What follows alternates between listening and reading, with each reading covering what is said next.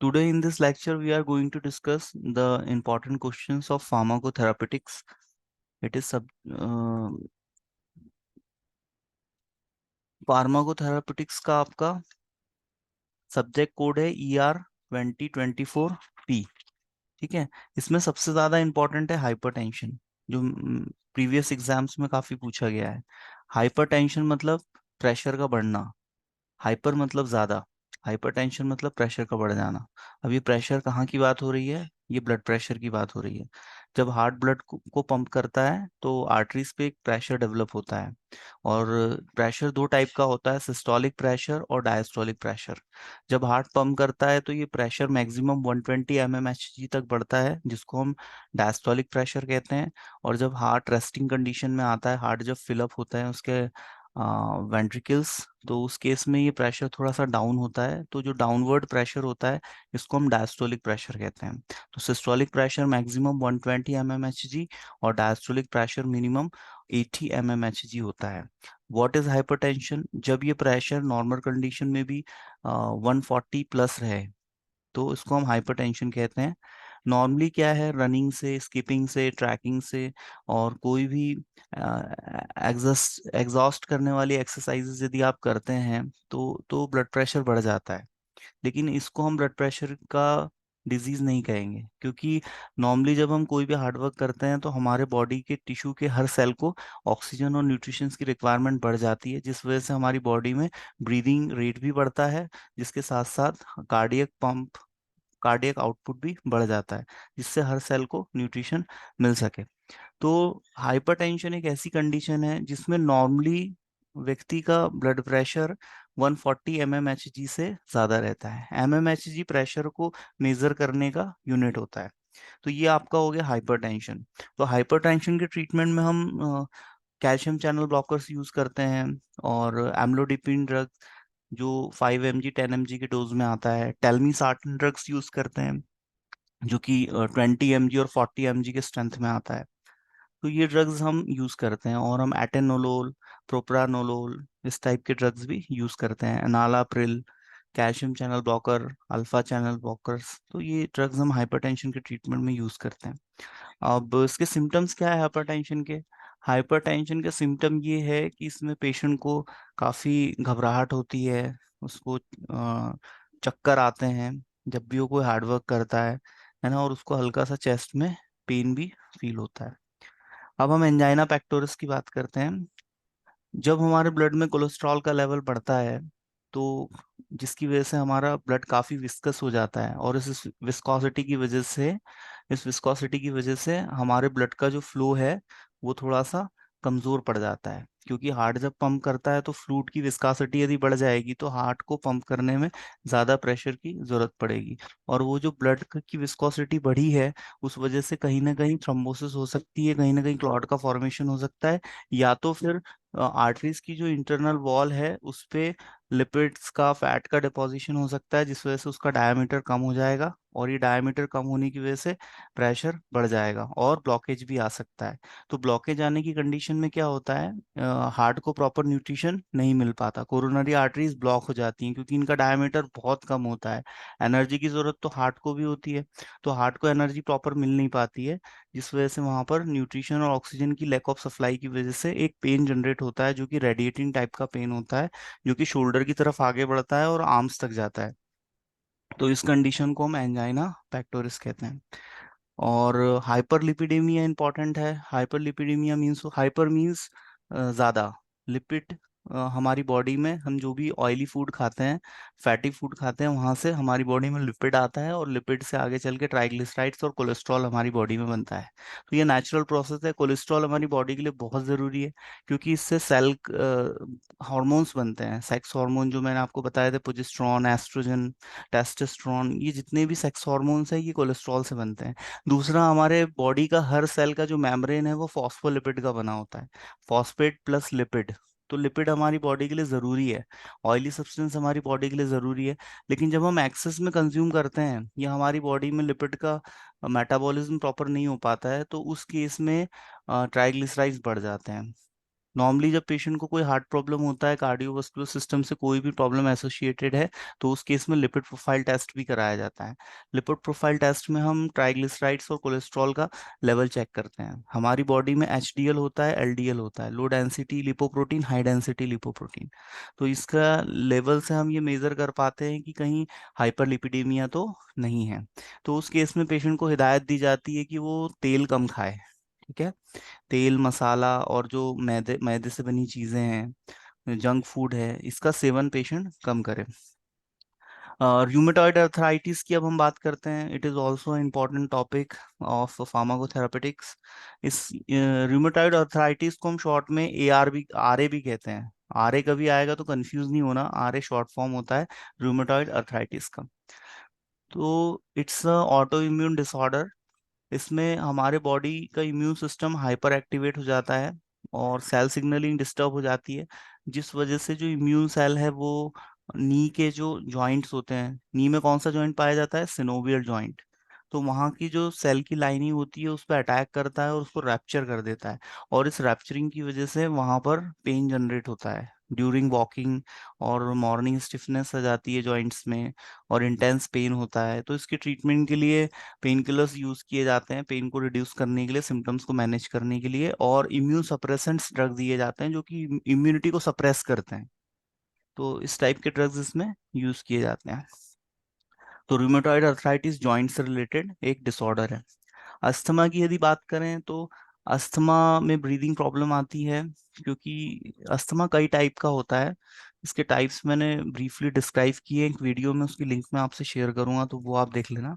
अभी जनरली इतना समझ लो कि अस्थमा रेस्पिरेटरी ट्रैक्ट से एसोसिएटेड एक प्रॉब्लम है, जिसमें एयरवे पैसेज कॉन्स्ट्रिक्ट हो जाता है और उसमें एक ब्लॉकेज आ जाता है, जिस वजह से ब्रीदिंग में प्रॉब्लम होने लगती है।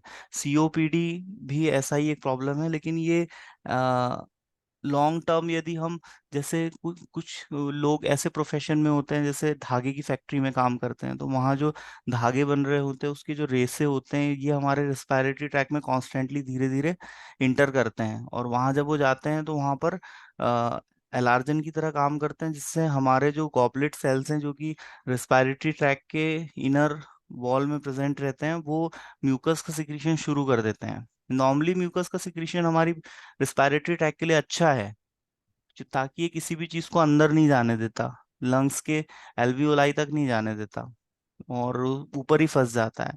ऐसा ही म्यूकस हमारी नोज में भी सिक्रीट होता है, और नोज में हेयर्स भी होते हैं। तो कोई भी चीज हमारे रिस्पायरेटरी ट्रैक के अंदर नहीं जा पाती है। लेकिन कभी कभी क्या होता है, आजकल लोग नोज के हेयर्स कट कर लेते हैं, है ना, तो जिस वजह से नोज में हेयर्स नहीं रहते, तो उस वजह से भी काफी चीजें अंदर चली जाती है। तो नोज के हेयर्स जो बाहर आते हैं वही कट करना चाहिए, अंदर के जो नोज के हेयर है वो कभी भी कट नहीं करना चाहिए, क्योंकि वो बॉडी में एक डिफेंस की तरह काम करते हैं, हमारी बॉडी को प्रोटेक्ट करते हैं। तो और नोज को अंदर से क्लीन करना भी बहुत जरूरी है, क्योंकि नोज में अंदर जो वैक्स लाइक सब्सटेंस सिक्रीट होता है, वो उसमें कोई भी डस्ट पार्टिकल या कोई भी पैथोजन अंदर नहीं जा पाता, वो उसमें फंसा रहता है। तो समय समय पे हमको उसकी क्लीनिंग करनी बहुत जरूरी है।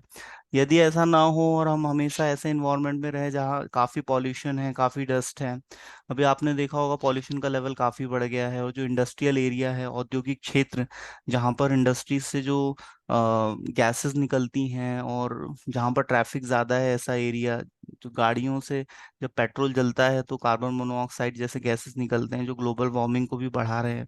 तो ये पॉल्यूशन की वजह से हमें रेस्पिरेटरी ट्रैक से रिलेटेड प्रॉब्लम होती है। तो नॉर्मली डॉक्टर ये सजेस्ट करता है कि आप किसी हिल स्टेशन जाइए, ऐसी जगह जाइए जहाँ पर पॉल्यूशन ना हो, तो वहाँ पर अस्थमेटिक पेशेंट को काफ़ी रिलीफ मिल जाता है। तो कुल मिला के एयर पॉल्यूशन मेन रीजन है अस्थमा और रिस्पायरेटरी ट्रैक से रिलेटेड प्रॉब्लम के। जैसे कहीं कोई हवा है, हवा में काफी पॉल्यूशन है और आप उसको इनहेल करोगे लंबे समय तक, तो आपके रिस्पायरेटरी ट्रैक में कॉन्स्ट्रिक्शन आने लगेगा, सिकुड़ने लगेगा वो, है ना। वो सिकुड़ेगा तो एयरवे पैसेज का डायमीटर कम हो जाएगा, डायमीटर कम हो जाएगा तो आपकी बॉडी को ऑक्सीजन सप्लाई कम होगी, क्योंकि हमारा रिस्पायरेटरी सिस्टम जब इनहेल करता है तो इन्वायरमेंट से ऑक्सीजन को खींचता है, और एल्वियोलाई से डिफ्यूजन के थ्रू वो ब्लड में ट्रांसफर हो जाती है, और ट्रांसफर होने के बाद में हार्ट में जाती है, और हार्ट ब्लड को पंप करता है और हर एक सेल तक न्यूट्रिशन और ऑक्सीजन पहुंचता है। तो ये नॉर्मल मैकेनिज्म है। और जब भी हम कोई हार्ड वर्क करते हैं, हम रनिंग करेंगे, स्कीपिंग करेंगे, ट्रैकिंग करेंगे, या कोई भी ऐसी एक्सरसाइज जो हमें काफ़ी टायर्डनेस फील कराती है, तो उस केस में हमारे बॉडी में ऑक्सीजन और न्यूट्रिशंस की नीड बढ़ जाती है। तो ब्रीदिंग रेट भी फास्ट हो जाता है और हार्ट रेट भी फास्ट हो जाता है।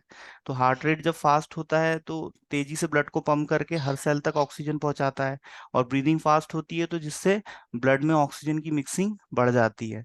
तो अस्थमा के जो पेशेंट्स होते हैं, सीओपीडी के जो पेशेंट्स होते हैं, वो कोई भी हार्ड वर्क नहीं कर पाते। हार्ट के पेशेंट भी कोई भी हार्ड वर्क नहीं कर पाएंगे, है ना। बहुत बहुत से ऐसे पेशेंट हैं जिनको डॉक्टर सेक्सुअल एक्टिविटी के भी लिए मना करते हैं, क्योंकि उस एक्टिविटी के दौरान हमारा हार्ट रेट भी बढ़ जाता है और ब्रीदिंग रेट भी बढ़ जाता है। तो जो हार्ट के पेशेंट हैं, अस्थमा के पेशेंट्स हैं, वो कोई भी इंटेंस एक्सरसाइज हो या कोई भी ऐसा काम हो जिसको करने से सांसें हमारी तेज हो जाएं, सांसों की गति बढ़ जाए, तो उस काम को करने के लिए मना करते हैं डॉक्टर। ठीक है, नहीं तो पेशेंट को अस्थमैटिक अटैक आ सकता है, या तो उनको हार्ट अटैक आ सकता है। तो इस टाइप के प्रॉब्लम्स फेस करने पड़ सकते हैं।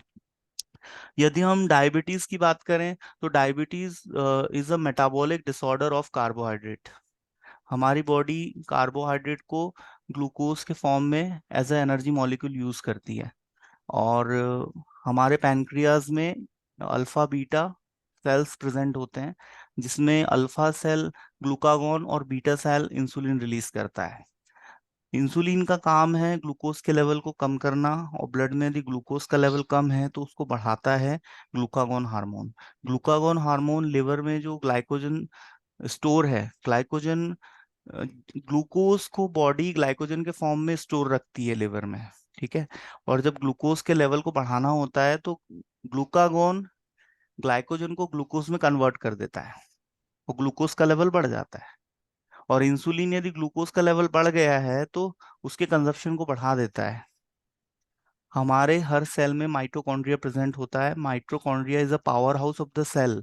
यह एनर्जी जनरेट करने का काम करता है। हम डेली लाइफ रूटीन में जो एनर्जी कंज्यूम करते हैं किसी भी वर्क को करने के लिए, हम जो एनर्जी इन्वेस्ट करते हैं, वो एनर्जी कहाँ से आती है? हमारे सेल में जनरेट होती है। हमारे सेल में माइटोकॉन्ड्रिया ग्लूकोज से एनर्जी का फॉर्मेशन करता है। तो सेल के अंदर ग्लूकोज का जाना जरूरी है, और ग्लूकोज सेल में तभी जा पाएगा जब इंसुलिन सेल पे प्रेजेंट रिसेप्टार से बाइंड करेगा। और बाइंड करेगा तो चैनल्स ओपन होंगे और ग्लूकोज सेल के अंदर एंट्री मिल जाएगी, तो ब्लड में ग्लूकोज का लेवल नहीं बढ़ेगा। लेकिन दो तीन कंडीशंस ऐसी है, या तो इम्यून सेल्स अटैक कर दें बीटा सेल्स पर, या तो बीटा सेल किसी कारण से डैमेज हो जाए, या वो कम इंसुलिन बना पाए। तो इंसुलिन की डेफिशिएंसी की वजह से डायबिटीज होता है। और डायबिटीज का आइडेंटिफिकेशन कैसे होता है? ब्लड टेस्ट और यूरिन टेस्ट से। जब ब्लड में ग्लूकोज बढ़ जाता है तो यूरिन में ग्लूकोज का एक्सक्रीशन बढ़ने की वजह से यूरिन में ग्लूकोज अपीयर होने लगता है। तो हम यूरिन टेस्ट से भी कर सकते हैं, और ग्लूकोमीटर से भी कर सकते हैं। ग्लूकोमीटर पे आप ब्लड की एक ड्रॉप डालोगे तो आप उसमें रीडिंग आ जाती है कि आपका ब्लड ग्लूकोज लेवल कितना है। तो नॉर्मली जब हम लंच या डिनर या ब्रेकफास्ट करें तो उस केस में हमारा ग्लूकोज का लेवल बढ़ जाता है। ठीक है, क्योंकि हम डाइट में कार्ब्स हमारा मेजर कंपोनेंट है ऑफ द डाइट। तो जब हम कार्ब्स लेते हैं तो ग्लूकोज बढ़ जाता है। और यही ग्लूकोज यदि हम जब मीठा खाते हैं, जैसे गुलाब जामुन, रसगुल्ला, है ना, या शक्कर खा ली हमने, तो उस केस में चाय पी ली, ग्लूकोज ज्यादा तेजी से बढ़ता है। ठीक है, क्योंकि ये बहुत जल्दी बॉडी में ब्रेक डाउन होते हैं और ब्लड में ग्लूकोज का लेवल बढ़ा देते हैं। तो इसीलिए मीठा पेशेंट को मना किया जाता है। तो ये है आपका एक डायबिटीज का जस्ट ओवरव्यू है। डायबिटीज के और टाइप्स भी होते हैं, type 1 diabetes, type 2 diabetes, juvenile diabetes जो कि यंगस्टर्स को हो जाता है। जैसे 14 15 16 साल के यंगस्टर को जो डायबिटीज होता है उसको जुवेनाइल डायबिटीज कहते हैं। डायबिटीज का एक कारण है रेजिस्टेंस आना, मतलब रिसेप्टार से बाइंड नहीं हो पाता इंसुलिन। बीटा सेल्स इंसुलिन तो बना रही हैं लेकिन वो बाइंड नहीं हो पा रहा है अपने रिसेप्टार से, तो जिस वजह से एंट्री नहीं मिल पा रही है ग्लूकोज को, तो उस केस में भी ग्लूकोज बढ़ जाता है। दवाइयों के माध्यम से भी ग्लूकोज को मैनेज किया जाता है और इंजेक्शंस भी दिए जाते हैं। तो इंजेक्शंस में हम नॉर्मली इंसुलिन को यूज़ करते हैं, क्योंकि एनिमल्स में जो इंसुलिन फॉर्मेशन होता है और ह्यूमन बींग्स में जो होता है उसमें ज़्यादा डिफरेंस नहीं होता। तो डीएनए रिकॉम्बिनेंट टेक्नोलॉजी के थ्रू हम एनिमल से जो इंसुलिन आइसोलेट किया गया है उसमें हम थोड़े से चेंजेस लाके उसको ह्यूमन बींग्स में हम यूज़ करते हैं। ठीक है। और इंसुलिन किसी भी लैब में नहीं बनाया जा सकता, इंसुलिन प्लांट में भी नहीं बनता है, क्योंकि प्लांट को इंसुलिन की जरूरत नहीं है। तो जितना भी इंसुलिन मार्केट में कंपनी डिस्ट्रीब्यूट करती है वो सब एनिमल से एक्सट्रैक्ट किया जाता है। तो it's a animal source of medicine. ठीक है, एनिमल से मिलने वाला है इंसुलिन हमें। अब हम आगे बढ़ते हैं। इंसुलिन को, इंसुलिन में जो कंडीशंस डेवलप होती है हम उसको हाइपरग्लाइसीमिया कहते हैं। हाइपरग्लाइसीमिया मतलब होता है ग्लूकोज का बढ़ना ब्लड में। हाइपोग्लाइसीमिया मतलब होता है ब्लड में ग्लूकोज का कम होना। तो जो ड्रग्स ब्लड में ग्लूकोज के लेवल को कम करेंगी हम उनको हाइपोग्लाइसेमिक ड्रग्स कहते हैं। हाइपोग्लाइसेमिक ड्रग्स की एग्जांपल है ग्लैमीप्राइड और आपका वॉगलीबॉस और पायोग्लिटाजोन, इस टाइप के ड्रग्स इसमें यूज होते हैं। अब हम बात करें एपिलेप्सी की, तो एपिलेप्सी एक नर्वस सिस्टम से एसोसिएटेड प्रॉब्लम है जिसमें ट्रेमर्स आते हैं, है ना, और बॉडी अनकॉन्शियस भी हो सकती है, बॉडी में कन्वर्जन्स आ सकते हैं और स्लाइवेशन हो सकता है, और बॉडी के पर्टिकुलर किसी पार्ट में अनकंट्रोल्ड मूवमेंट हो सकता है हैंड्स या आर्म्स में।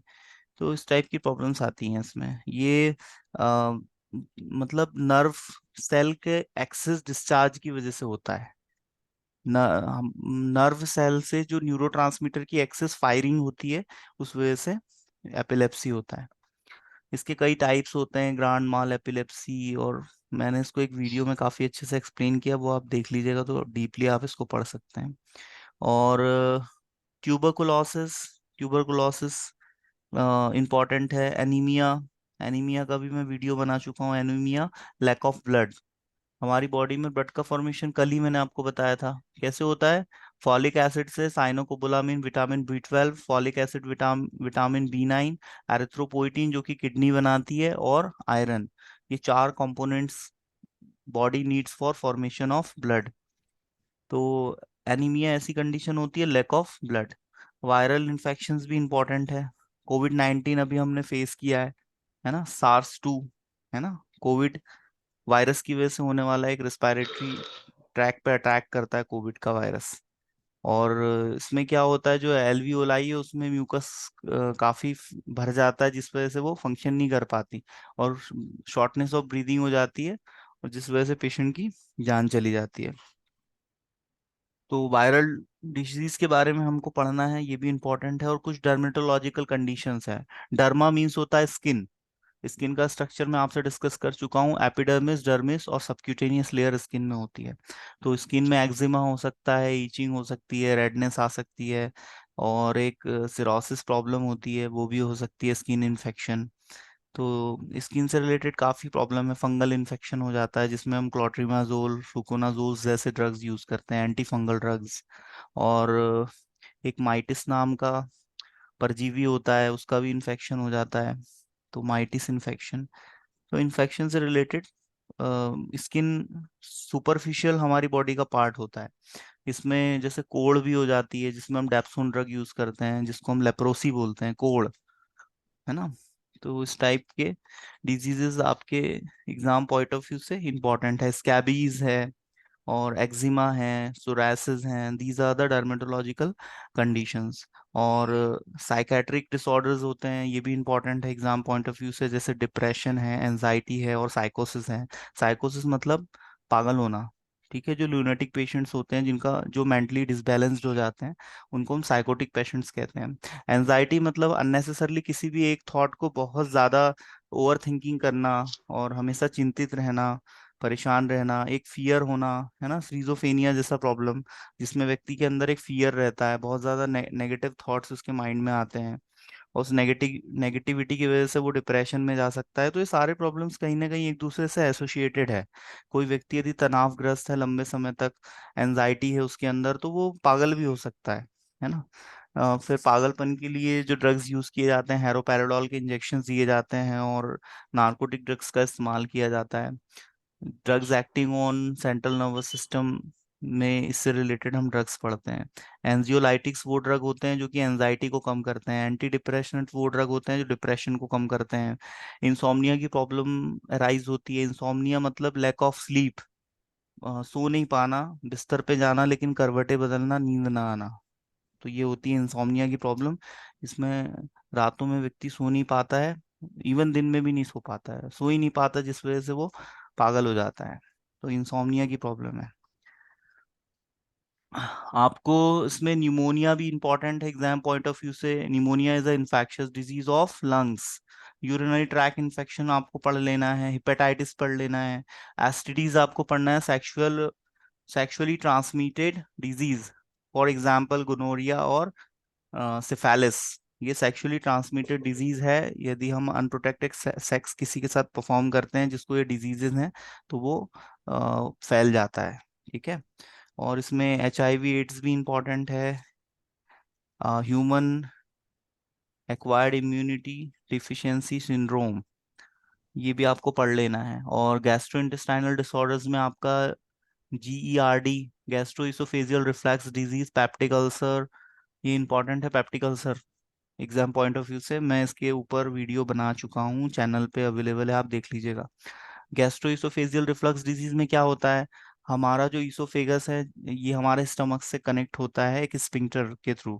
और ये स्पिंक्टर यदि लूज पड़ जाए तो एसिड का रिफ्लक्स होने लगता है, एसिड ऊपर की तरफ चढ़ने लगता है और हमारे ईसोफेगस में आ जाता है। ईसोफेगस को हम आहार नाल भी कहते हैं, जो हमारे फूड को, हमारे बोलस को माउथ से स्टमक तक पहुंचाता है।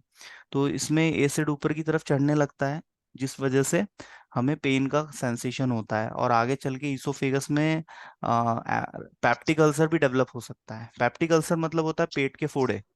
हमारा जो GI ट्रैक है इसमें ईसोफेगस है, स्टमक है, स्मॉल इंटेस्टाइन है, उसके 3 पार्ट है, इलियम, जिजिनम, डिओडेनम, और लार्ज इंटेस्टाइन है। लार्ज इंटेस्टाइन को भी फर्दर क्लासिफाइड किया गया है। कोलन है, ट्रांसवर्स कोलन है, असेंडिंग कोलन, डिसेंडिंग कोलन।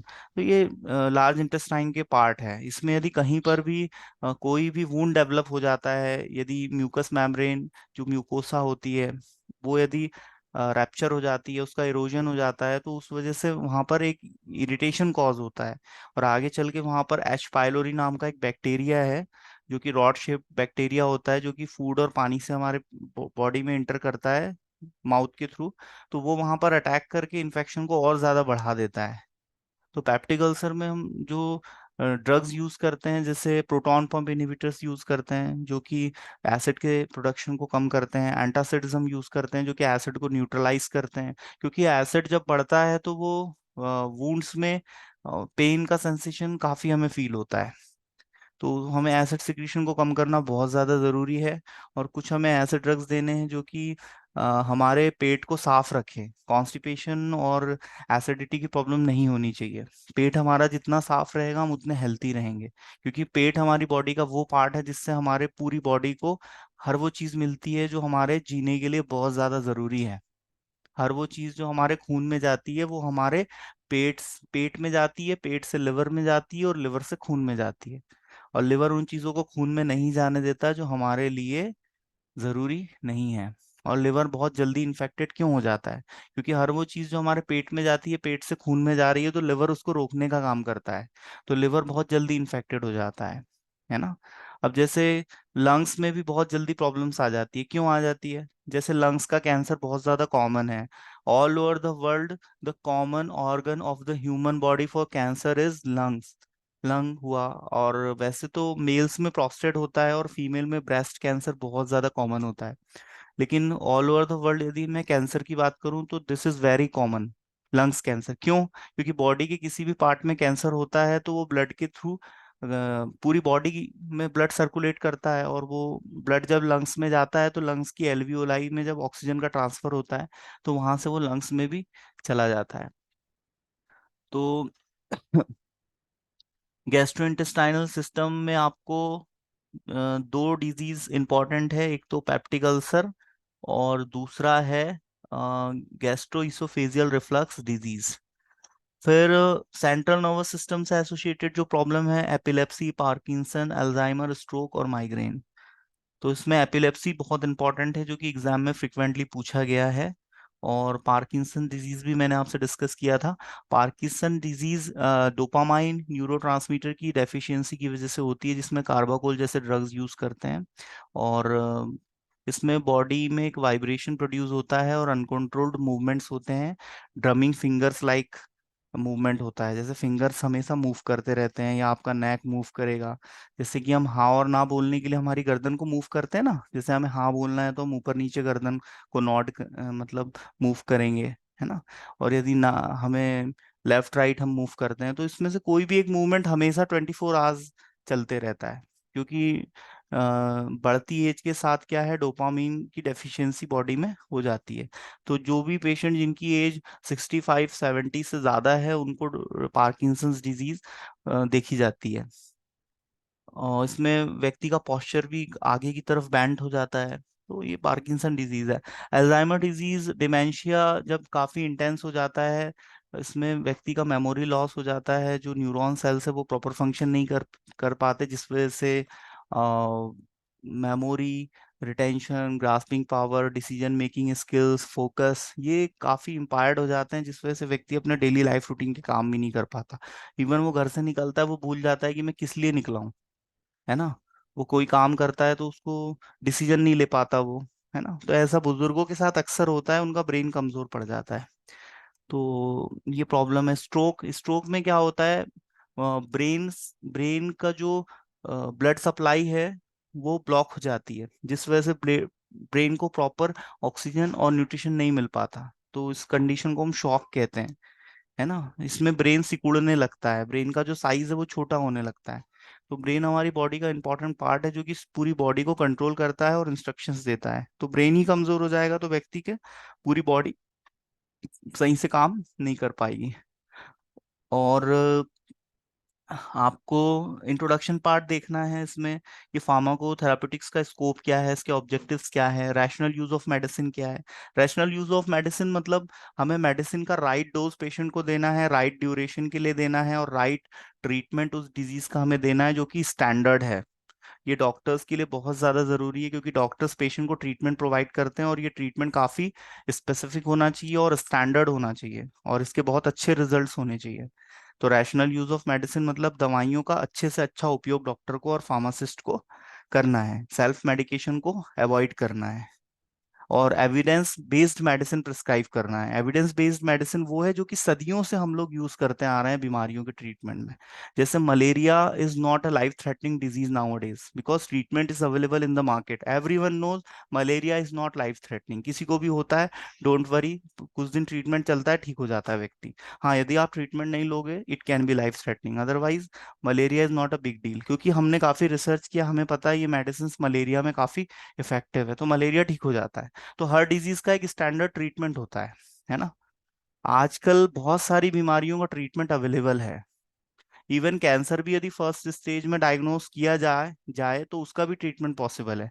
लेकिन कैंसर एक ऐसी बीमारी है जो कि व्यक्ति थर्ड स्टेज में आके तो उसको पता चलता है कि मुझे कैंसर है, अदरवाइज वो दूसरे ट्रीटमेंट करवाता है। और जब तक उसको पता चलता है कि मुझे कैंसर है, और बहुत लेट हो चुका होता है, और कैंसर यदि फोर्थ स्टेज में है तो उसका तो ट्रीटमेंट इम्पॉसिबल है। केवल सेकंड स्टेज तक अभी ट्रीटमेंट है पॉसिबल कैंसर का। थर्ड स्टेज में कुछ कहा नहीं जा सकता, है ना, ऊपर वाले पे छोड़ दिया जाता है। लेकिन फोर्थ स्टेज में तो पेशेंट डेफिनेटली भगवान के पास जाने वाला है। तो रैशनल यूज ऑफ मेडिसिन पढ़ना है, और इसेंशियल मेडिसिन लिस्ट पढ़ना है। इसेंशियल मेडिसिन लिस्ट क्या होती है, कुछ ऐसे ड्रग्स हैं जो कि डॉक्टर बहुत ज्यादा फ्रिक्वेंटली यूज करते हैं, जैसे पैरासिटामोल। हर जगह आपको मिलेगा, इवन आपको घरों में मिलेगा, इवन लोगों के पर्स में आपको मिलेगा, लोगों के, आपको घर के ड्रॉज में मिल जाएगा फर्स्ट एड बॉक्स में पैरासीटामोल। क्योंकि जब भी बुखार आता है, व्यक्ति को पता है पैरासीटामोल खाओ, 15 मिनट होड़ के सो जाओ, पसीना आएगा, बुखार कम हो जाएगा। हर व्यक्ति जानता है। पेन किलर्स, तो कुछ ड्रग्स ऐसे हैं जो कि बहुत ज्यादा यूज होते हैं, जिनके बिना क्लिनिक नहीं चल सकते, हॉस्पिटल नहीं चल सकते, हमारा काम नहीं चल सकता। तो ऐसे ड्रग्स को हम इसेंशियल मेडिसिन लिस्ट की कैटेगरी में रखते हैं, और ये ड्रग्स हमारे लिए बहुत जरूरी है, ये हमें बहुत सपोर्ट करते हैं। जैसे ओमेप्राजोल का ड्रग, ये गैस को कम करता है, बहुत लोग अपने पर्स में ही रखते हैं, कभी भी गैस की प्रॉब्लम होती है, चेस्ट में पेन होता है, तुरंत एक ओमेप्राजोल खा के 5 मिनट रेस्ट कर लेते हैं, ठीक हो जाता है। तो जो प्रोटॉन पंप इनहिबिटर्स हैं, पेन किलर्स हैं, और एंटी एलर्जिक ड्रग्स हैं, जैसे सिट्राजीन, सिट्राजीन भी लोग घर पे रखते हैं। बस इतना है कि उसका साइड इफेक्ट होता है, ड्राउजीनेस आती है, यू फील लाइक स्लीप, तो उसको नाइट टाइम में, बेड टाइम में ही लिया जाता है। तो ऐसे ड्रग्स को इसेंशियल लिस्ट में शामिल किया गया है। डब्ल्यूएचओ एक लिस्ट जारी करता है, हर कंट्री की एक लिस्ट होती है, जिसमें कुछ ऐसे ड्रग्स होते हैं जो कि बहुत ज्यादा यूज किए जाते हैं, तो उनको हम इसेंशियल ड्रग्स कहते हैं, और ऐसी लिस्ट को हम इसेंशियल मेडिसिन लिस्ट कहते हैं। EML से इसको नोट करते हैं। और स्टैंडर्ड ट्रीटमेंट गाइडलाइंस हमें पढ़ना है, जो कि डॉक्टर्स के लिए डिजाइन की गई है। ठीक है, किसी भी ड्रग का राइट डोज देना बहुत जरूरी है। ओवरडोज हो जाएगा, टॉक्सिसिटी हो जाएगी, पेशेंट को ज्यादा साइड इफेक्ट आएंगे, और पेशेंट की जान भी जा सकती है। और गलत मेडिकेशन की वजह से पेशेंट को एक डिजीज के ट्रीटमेंट करते समय कोई दूसरी डिजीज भी डेवलप हो सकती है। तो इसलिए स्टैंडर्ड गाइडलाइंस ट्रीटमेंट को भी समझना बहुत जरूरी है। उसके बाद हमें थेराप्यूटिक्स में हमें क्या पढ़ना है, डिजीज की पैथोलॉजी पढ़नी है हमें। ठीक है, पैथोलॉजी पढ़नी है, वो डिजीज के कॉजेस क्या है, वो डिजीज का कारण क्या है, और डिजीज का ट्रीटमेंट क्या है, ये सारी चीजें हमें फार्माकोथेराप्यूटिक्स में पढ़नी पड़ती है। ठीक है, कि हम उस डिजीज का फार्माकोलॉजिकल मैनेजमेंट कैसे कर सकते हैं। फार्माकोलॉजिकल मतलब treatment of disease with the help of medicines, it's called pharmacological management. And some disease are just managed by modification in the lifestyle, modification in the habits. तो habits और life को modify करके बहुत सी disease को काफी हद तक overcome किया जा सकता है। तो इसको हम बोलते हैं नॉन फार्माकोलॉजिकल मैनेजमेंट। तो हमें फार्माकोथेरापेटिक्स में हर डिजीज का पता होना चाहिए, फार्माकोलॉजिकल मैनेजमेंट क्या है, उसको हम दवाइयों से कैसे ठीक कर सकते हैं, और हम उस डिजीज की डायग्नोसिस कैसे करेंगे, किसी भी डिजीज को हम कंफर्म कैसे करेंगे। यदि someone is suffering from anaemia, हम कंफर्म कैसे करेंगे कि उसको एनीमिया है। हम उसके बॉडी के अपीयरेंस को देखेंगे, है ना, हम उसकी आईज को चेक करेंगे, हम उसकी टंग को चेक करेंगे, उसकी स्किन को चेक करेंगे, उसके अपीयरेंस को चेक करेंगे। तो फिजिकल एग्जामिनेशन भी होता है, लैब टेस्ट भी होते हैं। लैब टेस्ट में क्या है, सैंपल्स हमें लैब में देने पड़ते हैं, जैसे ब्लड टेस्ट हुआ, यूरिन टेस्ट हुआ, लिपिड प्रोफाइल टेस्ट है, किडनी फंक्शन टेस्ट है, लिवर फंक्शन टेस्ट है, LFT, है ना, इस टाइप के हमें टेस्ट और इमेजिंग टेक्निक्स होती है।